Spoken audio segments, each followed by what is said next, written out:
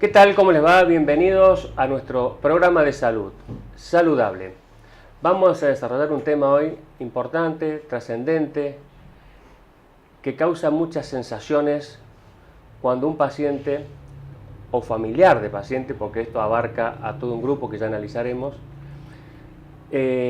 cuando le dicen usted puede tener un cáncer. Vamos a hablar específicamente del cáncer. Para ello vamos a dialogar y desarrollar el tema con un médico oncólogo, el doctor Enzo Alejandro Marinello, especialista en el tema, y que nos va a ayudar a entender muchas cosas, mitos y verdades, y tener conceptos generales para que usted pueda entender mucho más claramente. Hola Alejandro, ¿qué tal? ¿Cómo estás? Gracias por venir. Gracias por la invitación, Jorge. No, por favor. Lo primero que te quiero preguntar para que la gente entienda es, ¿qué es la oncología? ¿Qué abarca esa especialidad? Bien, como vos lo decís, la oncología es una especialidad médica que se encarga del tratamiento de los tumores malignos del ser humano.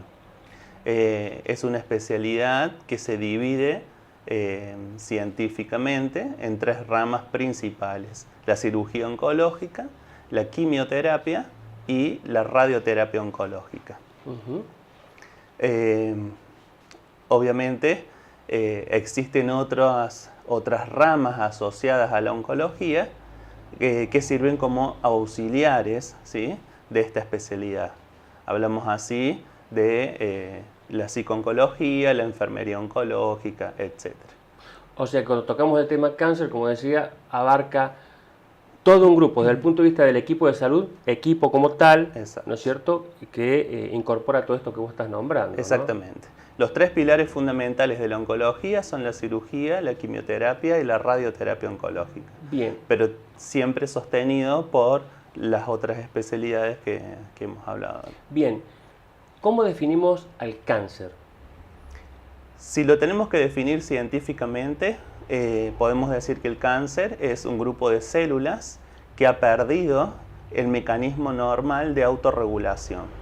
Las células normales del cuerpo humano se desarrollan, nacen, crecen, se dividen, se multiplican y mueren siguiendo un mecanismo natural, normal, llamado homeostasis, ¿sí?, o que genera en el cuerpo un estado de homeostasis, que es un estado natural y regulado por distintas sustancias que le permiten a una célula saber cuándo crecer, cuándo dividirse o cuándo entrar en una fase quiescente, que le llamamos nosotros, que es una fase como de quietud.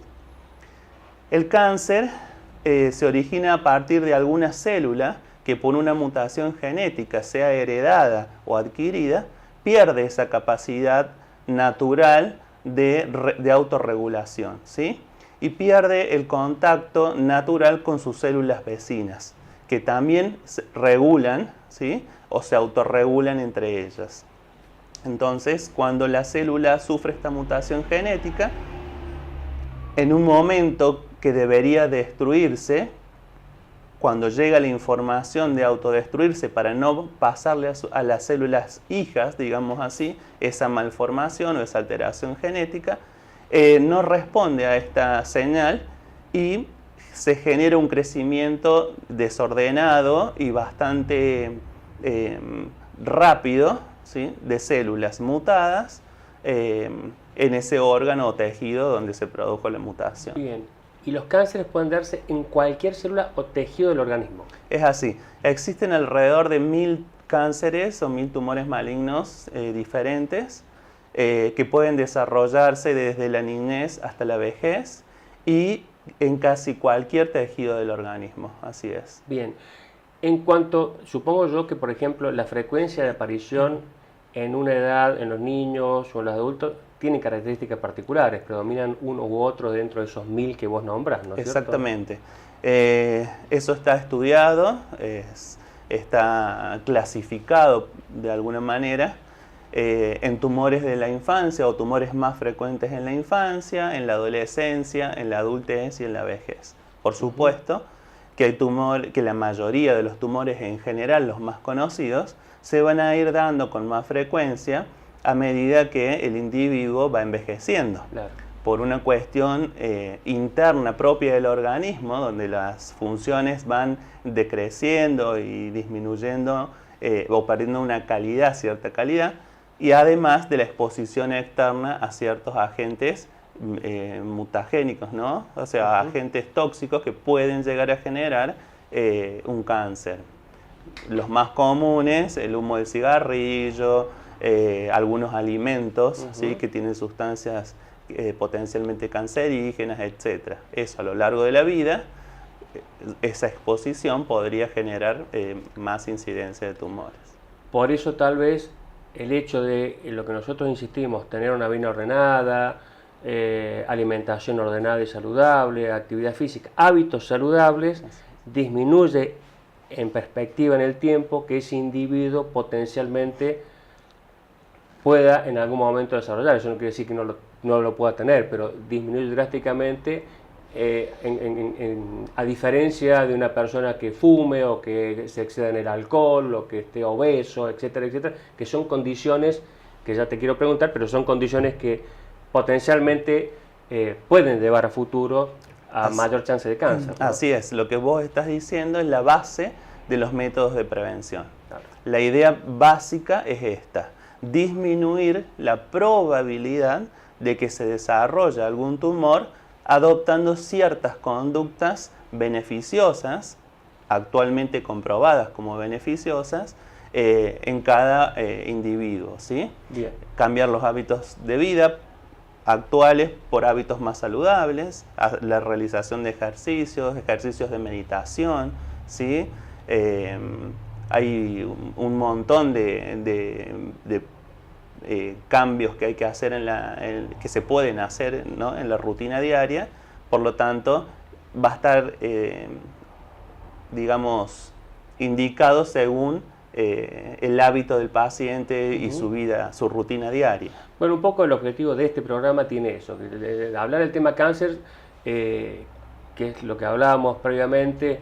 Uno escucha la palabra cáncer y para el paciente, el entorno, implica algo muy particular, que ya te voy a preguntar en las sensaciones del primer momento, pero donde acá hay un rol muy importante en la cuestión preventiva, y esa es la orientación que le queremos dar a este programa, que es el hecho de todas las cosas que los individuos podemos hacer para, puesto en perspectiva, tratar de disminuir francamente, no solo en cuanto a los hábitos saludables, sino también en cuanto a los controles tempranos, a la prevención que deben realizar, ¿verdad? Así es.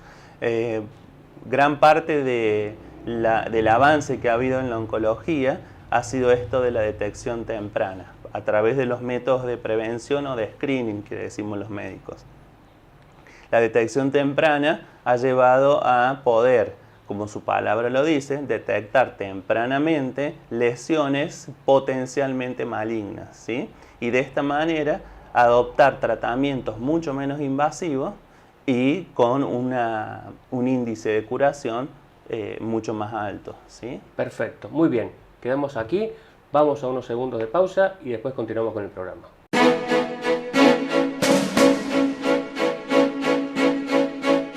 CEPRIMED, Centro de Diagnóstico y Tratamiento de la Enfermedad Cardiopulmonar.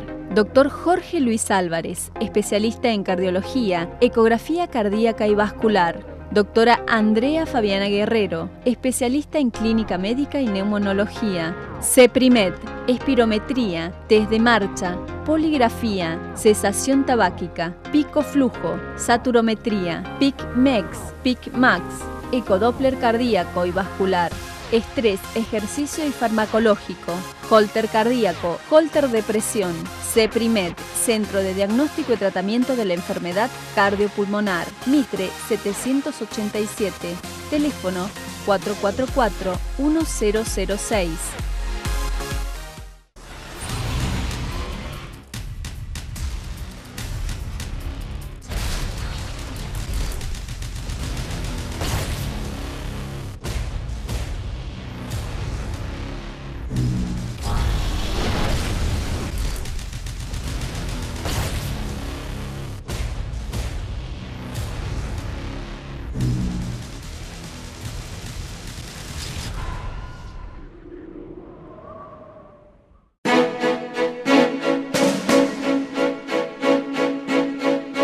Muy bien, continuamos con el programa, seguimos con el doctor Enzo Alejandro Marinello, médico oncólogo. Ale, la pregunta es, de los cánceres. Vos escuchás o uno escucha, generalmente, bueno, los cánceres se heredan, los cánceres, ¿cómo se clasifican? ¿O todos son los cánceres hereditarios? ¿Cómo es esta cuestión de que una persona pueda potencialmente padecer esta enfermedad? Bien, la pregunta es muy interesante porque es una pregunta muy habitual en el consultorio. Y hay un mito o una falsa creencia de que los tumores son hereditarios, ¿sí? Debemos entender primero o diferenciar qué es hereditario y qué es genético. ¿Por qué? Todos los tumores tienen una causa genética, ¿sí? Sean o no hereditarios. ¿Por qué decimos que todos los tumores tienen una causa genética? Porque para que esta célula de la que hablábamos al principio pierda su control normal y crezca de manera desordenada, tiene que haber una mutación genética, una alteración genética primero. Esta alteración genética puede ser heredada de los padres, ¿sí? O puede ser adquirida. Si es heredada de los padres, lo que tenemos que saber es que es un cáncer hereditario, ¿sí? Y son los tumores menos frecuentes, al contrario de lo que generalmente se suele pensar. Los tumores hereditarios corresponden aproximadamente entre un 5 y un 10% según la literatura. Tienen características muy particulares y algunas de ellas se dan siempre en la misma familia y el mismo tumor, ¿sí? A veces puede ser una combinación de tumores y tienen nombres, ¿sí?, de síndromes determinados. Para asegurarnos de que esta familia tiene un gen mutado, debemos sospechar primero esta posibilidad y hacer un estudio o un mapeo genético de la familia, ¿sí? ¿Cómo sospechamos clínicamente de que una familia puede tener algún gen mutado y por eso ese tumor se repite dentro de la familia? Porque generalmente esos tumores que deberían producirse a una determinada edad comienzan a aparecer en edades mucho más tempranas y siempre con la misma característica en distintos familiares, ¿sí? Esto es lo que nos guía a nosotros a pensar que pueda ser un tumor hereditario.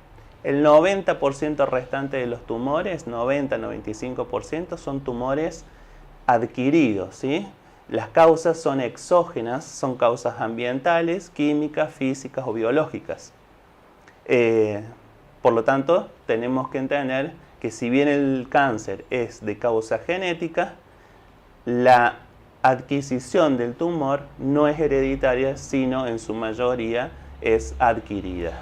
Bien, o sea que en este caso la mayor frecuencia de cánceres son las secundarias a cambios genéticos por noxias externas. Exactamente. Que pueden ser químicas, físicas o biológicas. Exactamente. Producen esa alteración genética y ese desorden, ese equilibrio natural, y eso gatilla, dependiendo del órgano, el cáncer en particular para cada región. Exactamente. Pongamos un ejemplo de uno físico, de uno químico y de un biológico como causas de desorden genético y potencial productor de un cáncer. Los más frecuentes, para que sea sencillo entenderlo. Una causa física son las radiaciones, ¿sí? Una duda es el tema de los celulares, de los cables de alta tensión. Ese tipo de radiación no produce cáncer. Es una radiación muy sensible, de muy baja energía, que no puede llegar a producir la mutación genética necesaria para el cáncer. Primer mito derribado, entonces. Primer mito derribado. Pero existen otras radiaciones que sí pueden hacerlo, ¿sí? Algo muy común que se veía en el pasado y que todavía puede presentarse, pero ya con mucho menos frecuencia, eran los pacientes que a edades muy tempranas recibían radioterapia por linfomas. Se les irradiaba lo que se llamaba con la técnica del manto, se les irradiaba toda la zona torácica en la adolescencia, que es la edad más común en que aparecen. Esos pacientes, y sobre todo las mujeres, 20 o 30 años después, se evidenciaba la aparición de un segundo tumor mamario relacionado a esa radioterapia, ¿sí? Otro ejemplo muy común a nivel mundial han sido las explosiones estas de centrales atómicas. Claro. ¿Sí? Las personas expuestas a esa radiación han sufrido algún tipo de cáncer a lo largo del seguimiento durante muchos años por parte de los organismos especializados. Y el más común es la radiación solar. ¿Sí? Ahora viene el verano y muchas personas no toman la precaución necesaria para evitar que esa radiación solar, que está comprobada es un potencial carcinógeno, genere algún tumor en la piel. Como factores químicos hay miles, ¿sí? Los más comunes son los que podemos encontrar en ciertas ocupaciones, y el más común de todo, el cigarrillo. Claro. ¿Sí? El cigarrillo es digamos, está compuesto por múltiples químicos, muchos de los cuales, más de 1000, tienen algún potencial carcinogénico. Y dentro de los factores biológicos, actualmente muy en boga, es el HPV o virus del papiloma humano. ¿Sí? Se calcula que la población general, en un 80% durante su vida, va a estar expuesto a este virus. ¿Sí? No hay que entrar en pánico. Primero, hay aproximadamente unas 100 cepas de este virus, pero muy poquitas son las que producen realmente cáncer. ¿Cómo se puede manifestar el resto de las cepas de este virus? Con verrugas, con manchitas en la piel, en la zona genital generalmente. Aquellas pocas cepas que producen cáncer son las que generalmente uno conoce como las causantes del cáncer cervical o de cuello uterino. ¿Sí? También han sido responsables de algunos otros tumores en cabeza y cuello y en diferentes zonas del cuerpo. Perfecto, ha quedado clarísimo esto como ejemplo. Ahora te quiero preguntar, puesto en perspectiva como queremos el programa tener otra óptica, si comparamos hace 50, 60, 70 años atrás, ahora, desde el punto de vista de la curación, si bien tenemos en forma general más de 1000 cánceres descritos, hoy estamos, desde el punto de vista de la calidad y la efectividad terapéutica, mucho mejor que en aquellas épocas. Totalmente. Es muy importante el concepto que querés dejar en claro en el programa. La evolución tecnológica y la evolución, la investigación científica en medicina ha evolucionado de una manera abismal, ¿sí? En los últimos 20 o 30 años hemos tenido un desarrollo tecnológico y científico muy importante, sobre todo a nivel de la oncología. Hay muchas instituciones importantes en el mundo dedicadas de lleno a la investigación oncológica, y eso ha redundado en un gran número de descubrimientos que han marcado una diferencia en distintos tumores. Los más reconocidos a nivel mundial han sido las leucemias en niños, ¿sí? Que hace aproximadamente 3 décadas atrás la mayoría de los niños fallecía por la leucemia, y hoy hay un porcentaje de curación de casi el 100%. Ese es el ejemplo más típico que usamos en oncología para corroborar el avance que ha tenido la medicina. Eso con respecto a las investigaciones científicas. Y con respecto a la tecnología, sobre todo en mi especialidad, que es la radioterapia oncológica, el desarrollo tecnológico ha permitido que la radioterapia, que antes tenía mucha mala fama debido a que había muchos efectos colaterales secundarios a este tratamiento, ha logrado evolucionar de tal manera que hoy se pueden tratar tumores con un margen de error de 1 milímetro, ¿sí? Claro. Algo que en su momento era impensado, ¿sí? Bien, vos planteabas que desde el punto de vista oncológico estaba la cirugía oncológica, estaba la radioterapia y la quimioterapia. O sea, supongo que la cirugía será ese tumor, tiene el tratamiento es ir a extirpar ese tumor, etcétera, etcétera, que tiene que ver con la cuestión quirúrgica. Ahora, independientemente de eso, ¿qué es la radioterapia y qué es la quimioterapia, en palabras como para que la gente entienda? Bien. Como vos decís, la cirugía tiene múltiples usos y puede ser desde curativo hasta paliativo. Es un paso muy importante dentro del tratamiento oncológico. Todos los tratamientos oncológicos pueden darse, es importante entenderlo, de una manera, digamos, secuencial, ¿sí? Primero uno, luego el otro, o conjunta, concurrente o concomitante le llaman los médicos, ¿sí? Es decir, podemos estar haciendo quimioterapia y radioterapia al mismo tiempo en el mismo paciente. Hablando específicamente de qué es la quimioterapia y qué es la radioterapia, de una manera intentaré que sea sencilla. La radioterapia es básicamente el uso de radiaciones ionizantes, es decir, aquellas radiaciones que producen algún daño celular genético, básicamente en el ADN de la célula, para tratar tumores malignos, ¿sí? Esta radiación ionizante se dirige de alguna forma con la tecnología que hoy disponemos directamente al tumor, generando un daño que es irreversible, un daño que no puede reparar la célula. Los daños pueden ser directos o indirectos. El daño directo es aquel que destruye la cadena de ADN en algún lugar, la célula no lo puede reparar e inmediatamente muere. Pero también hay daños indirectos en radioterapia que se producen a través de las moléculas de oxígeno. Se genera una oxidación celular que hace que la célula no muera instantáneamente, sino que lleve un proceso de muerte, ¿sí? La quimioterapia, bueno, y como gran diferencia con la quimioterapia, la radioterapia es un tratamiento localizado, ¿sí? Actúa solo en el área del cuerpo donde se administra. La quimioterapia, al revés de la radioterapia, actúa sobre todo el organismo, ya que se coloca a través de la vena, ¿sí? O se toma una pastillita bioral. Son las dos posibilidades que tenemos con la quimioterapia, un suero o una pastilla. Actúa en todo el organismo y tenemos diferentes tipos de quimioterápicos, ¿sí? Que van a actuar de acuerdo al tipo de tumor que cada paciente tiene y al momento o estadio de la enfermedad en que ese paciente se encuentre. Perfecto, ha sido muy claro la definición, no tengo duda que la gente lo va a entender. Vamos a unos segunditos de pausa y vamos con la última parte del programa.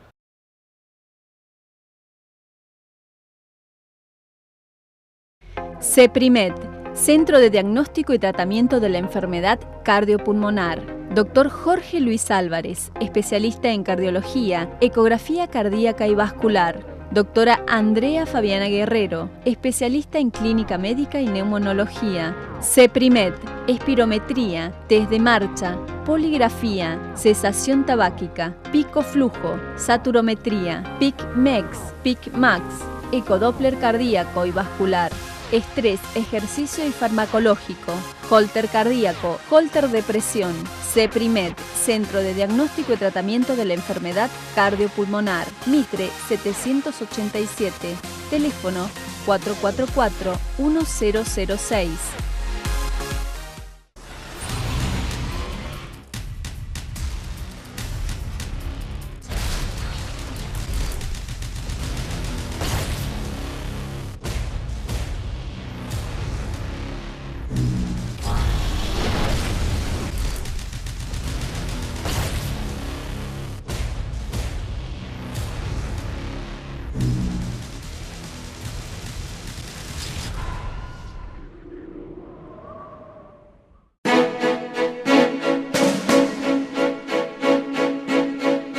Muy bien, continuamos con la última parte del programa. Ale, te quería preguntar, entonces, redondeando el concepto de lo último que dijiste, las terapias pueden ser, si bien las diferenciamos en técnica quirúrgica, en radio o quimioterapia, puede ir una u otra o las tres juntas dependiendo del cáncer y no necesariamente tienen que ir por separado, ¿verdad? Exactamente, Bien, así es. Perfecto. Te quiero preguntar rápidamente. Una mujer de 30 años tiene la mamá y la abuela con antecedentes de cáncer de mama. ¿Esa mujer necesariamente va a tener un cáncer de mama o esa mujer tiene que ser controlada más estrictamente y simplemente eso? Volvemos a la pregunta del segmento anterior, donde decíamos que los cánceres hereditarios son los menos frecuentes. Pero hay que tener en cuenta que si esa mujer tiene dos familiares directos, mamá y abuela, con cáncer de mama, tiene, o debemos asumir que tiene mayor riesgo de desarrollar un cáncer de mama, aunque no sea hereditario, ¿sí? Para definirlo como hereditario deberíamos hacer el muestreo o el mapeo genético. En el caso de que no se pueda, lo que se recomienda en estas pacientes es que los controles comiencen antes de lo que habitualmente se sugiere a la población general para esa edad, ¿sí? Bien. Sí hay que recordar y hay que tener muy en cuenta que los controles mamográficos son a partir de los 40-45 años, dependiendo del criterio que tenga el médico y del protocolo que uno pueda seguir. Antes de los 40 años no está recomendada la mamografía porque debemos recordar que usa radiaciones ionizantes, radiaciones que pueden provocar algún cambio y en una mujer joven, ¿sí?, eso puede aumentar el riesgo de desarrollar alguna enfermedad más adelante.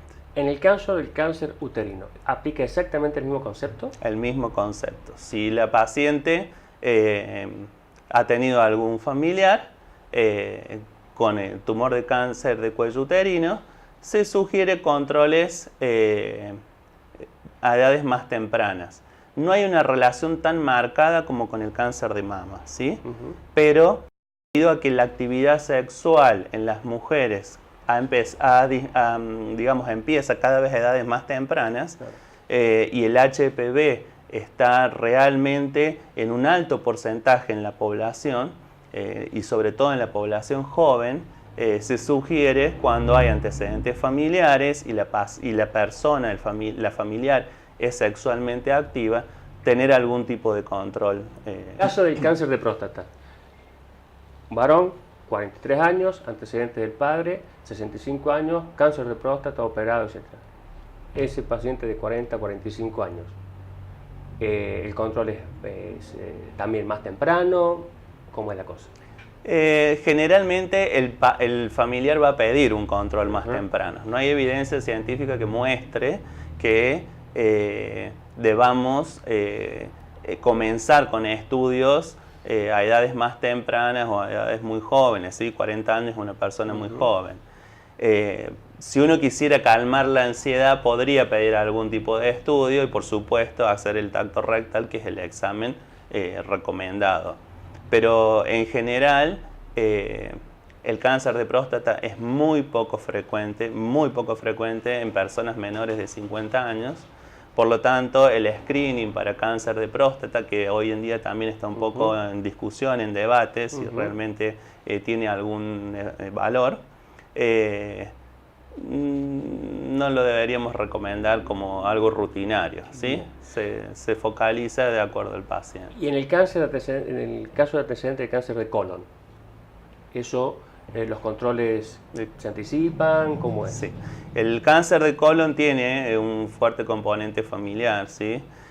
Sobre todo porque se relaciona mucho también con los hábitos alimenticios de esa familia.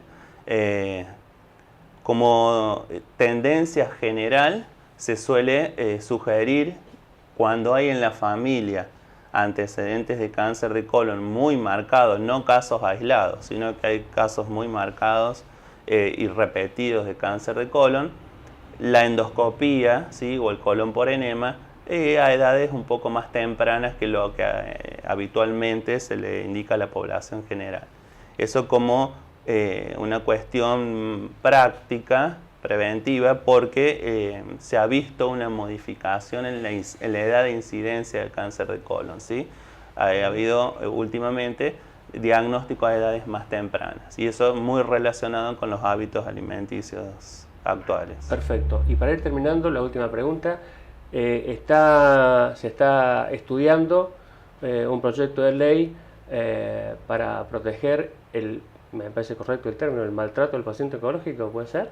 Así es, suena un poco fuerte decir violencia o maltrato, pero es una realidad si uno quiere ser coherente, ¿sí?, con lo que uno como médico está habituado a ver en la consulta médica.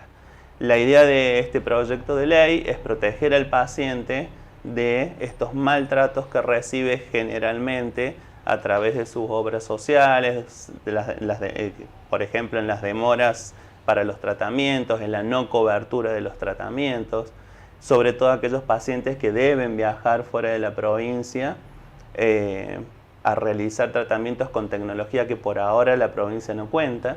Entonces estos pacientes se ven sometidos a una burocracia bastante engorrosa, con el maltrato consiguiente por parte de sus obras sociales o prepagas, entre muchas otras cosas. Sí. Bueno, Ale, realmente me ha gustado mucho el programa, creo que los conceptos van a quedar claramente entendidos.